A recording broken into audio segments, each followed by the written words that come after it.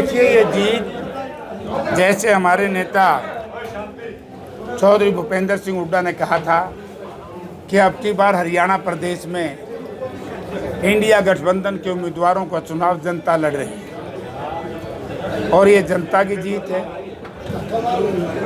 और हमारे राष्ट्रीय नेता राहुल गांधी जी ने जिस तरीके से इस देश में पद यात्राएं, न्याय यात्राएं करके जनता में जागृति पैदा की और नरेंद्र मोदी जी की पोल खोली, आज उसी का एक नतीजा है कि भारत का प्रधानमंत्री मात्र 1.5 लाख वोट से ही चुनाव जीत पाया। जो ये कहता था कि ना खाता ना बही, जो मोदी के सो सही, और जिस राहुल जी के बारे में इस तरह की बातें करते थे, आज मैं कहता हूं कि भारतीय जनता पार्टी ने हमारे नेता राहुल गांधी जी से माफ़ी मांगनी चाहिए। अहंकार जनता ने तोड़ा है। और मेरी दूसरी जीत में किसान संगठनों का बहुत बड़ा योगदान, ओपीएस कर्मचारी बहाली का बहुत बड़ा योगदान, आशा वर्कर, आंगनबाड़ी वर्कर, हमारे व्यापारी भाई जो जीएसटी की मार झेल रहे हैं, पंची, सरपंच, जिला परिषद के मेंबर, पंचायतें, बीडीसी के मेंबर, उनका भी बहुत बड़ा योगदान है। और सबसे बड़ा योगदान है उन बेरोजगार नौजवान साथियों का जो ये चाहते थे कि चौधरी भूपेंद्र सिंह हुड्डा के नेतृत्व में सरकार बने और हमें रोजगार मिले। और जो राहुल जी की गारंटी थी, उनके ऊपर लोगों ने फूल चढ़ाया। तो हरियाणा प्रदेश में जो चौधरी भूपेंद्र सिंह हुड्डा ने, बूढ़े भान जी ने 5 बातें कही थी। बुढ़ापा पेंशन 5,000 रुपये, 6,000 रुपये, और SC BC लैंडलेस को 100 गज के मकान में, 100 गज के प्लाट में 300 गज का मकान, और 300 यूनिट बिजली फ्री। और जो ये है मैं तुम बीच में निचेड़ दूँ, मैं मेरी और पूछ 500 रुपये का सिलेंडर। मैं सारी याद रखूँ यार, मैंने ना बीच में टोको तो हमें कर लो फिर। तो ये जो 5 गारंटी थी, जिसमें हमारे राष्ट्रीय अध्यक्ष खड़गे साहब ने कहा था, ये 5-5 किलो बाजरी देवे अगर दिल्ली में इंडिया गठबंधन की सरकार बनी 10 दिन, तो ये चीज़ें उसमें शामिल है। और सबसे बड़ी बात देखिए, 2 ताकत है देश की। एक देश का पेट भरने वाला अन्नदाता 730 किसानों को मरवाने का काम किया, या मरवाने में विवश किया, या लाचारी में मरे, इस सब की जिम्मेवारी भारतीय जनता पार्टी की है। इसी वजह से आज हरियाणा प्रदेश में, पूरे उत्तर भारत में, राजस्थान में कितनी सीटें मिली, पंजाब में, हरियाणा में बीजेपी का लोगों ने सफाया कर दिया। और ये टुच्चू पुच्चू सी सीट रहेगी, आगे असेंबली में इन्हें साफ कर देगी। दूसरा, राष्ट्र का निर्माता है मजदूर। इस जीत में संविधान बचाने के लिए जो संविधान बचाओ रैली निकाली थी, जिसमें दलित समाज के लोग थे, पिछड़ा वर्ग के भाई थे। अगर 2 अप्रैल 2018 को इस देश का दलित का नौजवान बेटा सड़कों पर ना होता, तो आज देश का ये प्रधानमंत्री, जो शायद मेरे ख्याल में इसकी छुट्टी होने वाली है, संविधान ही बदल देता। तो ये सारी चीज़ें इकट्ठी हुई और सब ने मिल करके इस चुनाव में मुझे नहीं बल्कि इंडिया गठबंधन को जिताने का काम किया। आप ये देखिए, इंडिया गठबंधन के लोग बहुत मोटे मार्जिन से जीते और बीजेपी के लोग बहुत छोटे मार्जिन से जीते। ये जो असेंबली का चुनाव आएगा, इसमें लोग जो छोटी मोटी कमी रही है उसको पूरा कर लेंगे। यानी कि आप देखिए, जब देश के लोगों को संविधान को बचाने के लिए लड़ाई लड़नी पड़ेगी, जिस संविधान को बनाने के लिए हमने अंग्रेज से लड़ाई लड़ी, हजारों नौजवानों ने अपनी जवानी अंग्रेज की काल कोठरी में व्यतीत करनी पड़ी, फांसी का फंदा चूमना पड़ा। अरे इस नकम्मी सरकार ने 400 पार मारे बोले लोग वो कह दिए, आए होगी 400 पार। ये ड्रामा था।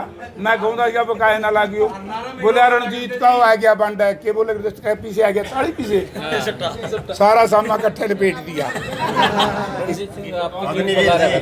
हाँ, तो भाई बात यह है, लोगों ने अब की बार अहंकारियों का अहंकार तोड़ दिया और जनता का सम्मान किया। हिसार के लिए सर MP बने तो क्या बड़े काम करना चाहोगे हिसार के लिए? देखिए, मैंने एक बात आपको याद हो शायद, हिसार की एक जनसभा में कही थी कि कोई गैस चलाता है जेपी याद आता है, टेलीफोन टर्न टर्न करता है 90% जेपी याद आता है, सड़क पे निकलता है गाड़ी खड्डे में गिरती है जेपी याद आता है। हमने शहर की ये बुरी दुर्दशा कभी नहीं की। सबसे पहले हम जो मैंने ही हुड्डा साहब से कह कर के केंद्र की सरकार से काउंटर मैग्नेट टाउन हिसार को बनाया था, हम हिसार की सीवरेज और स्ट्रॉम वाटर के नालों का इंतजाम करेंगे। हम यहाँ इस इलाके में टूटी हुई सड़कों की बहाली का काम करेंगे। फिर तो हम कहते हो कि उधर तो हरियाणा में तो बीजेपी की सरकार है, एक सरकार पे करा लूँगा। ये मेरा पार्टियाँ नहीं काम नहीं करते तो फिर ना चक्कर काट दे। मनोहर लाल जी ने भी लुक का पेंडा छुटवाना पड़ा। तो इस करके हम काफ़ी काम हैं। हम कानून व्यवस्था की स्थिति है, बेरोजगारी है, पार्लियामेंट में हम इस मामले को उठाएंगे। और बहुत नौजवानों के रोजगार की बात है, क्योंकि मोदी जी 2 करोड़ की बात करता था, वो उठाइयो ना उठाई ना तो मैंने ईडी का डर, न IB का डर, ना मैंने CITI का डर। ये चीज़ें हम पार्लियामेंट में बच्चों की उठाएंगे। और जो CBSE का एग्ज़ाम साल में 2 बार होता था, केंद्र सरकार ने उसको बंद कर दिया, हम उसको चालू कराएंगे।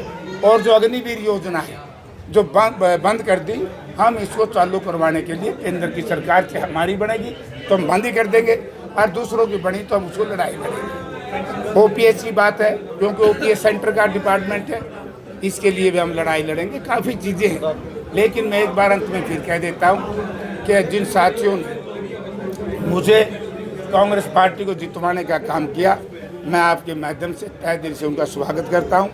और अब मैं एक बार जाऊँगा, हुड्डा साहब ने बुलाया हम सबको, और कल मैं फिर सब साथियों से मेरे मकान पे मिलूँगा। सर कितने वोटों से जीत हुई आपकी? 63,000 आगे भी रहेंगे। 63,381 बतेरी है।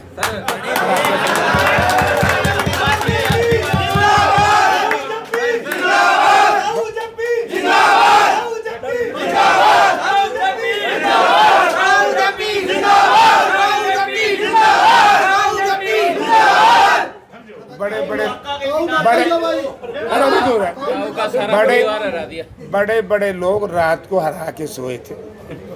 मेरी लड़ाई इन आम परिवारों ने, आम किसान, मजदूर, कर्मचारी, व्यापारी, सब ने मिलकर के, छोटा कर्मचारी, सब ने मिलकर के लड़ी है।